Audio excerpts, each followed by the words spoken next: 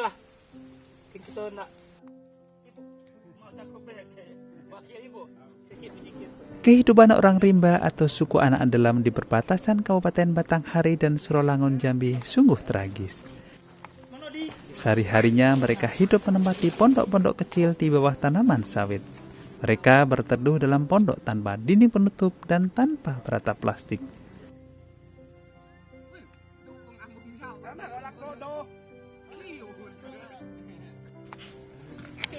Sehari-harinya orang rimba hidup dari hasil memungut buah sawit.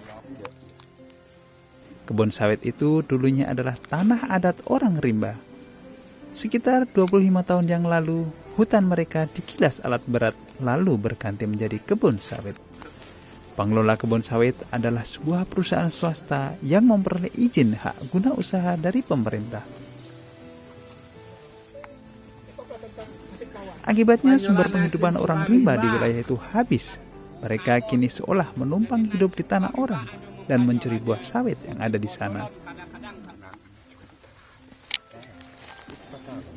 Seringkali orang rimba sering dikejar-kejar petugas keamanan perusahaan. Pasalnya mereka tertangkap sedang mengambil buah sawit.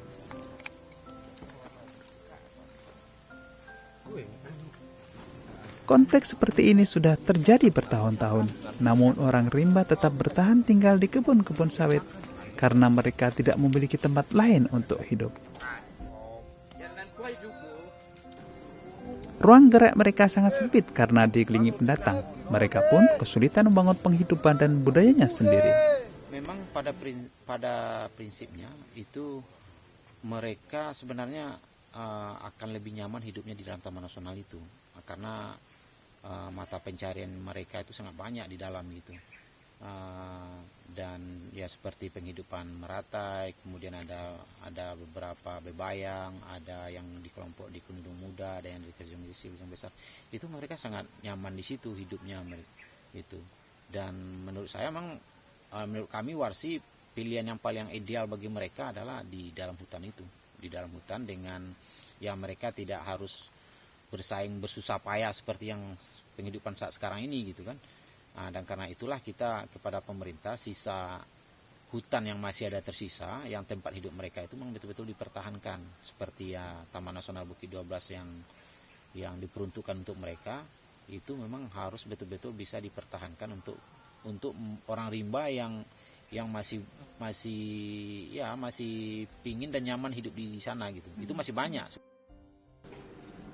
Dalam menghadapi konflik, orang rimba di luar Taman Nasional tak lagi memiliki adat yang kuat. Mereka cenderung menyelesaikan konflik dengan orang desa dengan cara menghindar. Belakangan, terungkap betapa besarnya kebencian masyarakat desa terhadap orang rimba. Apabila kebencian itu terus terakumulasi, konflik berpotensi menjadi tindak kekerasan.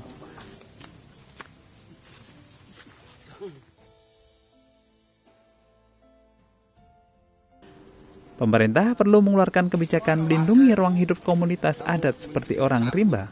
Kawasan hutan yang masih tersisa jangan sampai beralih fungsi lagi. Laporan wartawan Kompas, Irma Tambunan dari Jambi.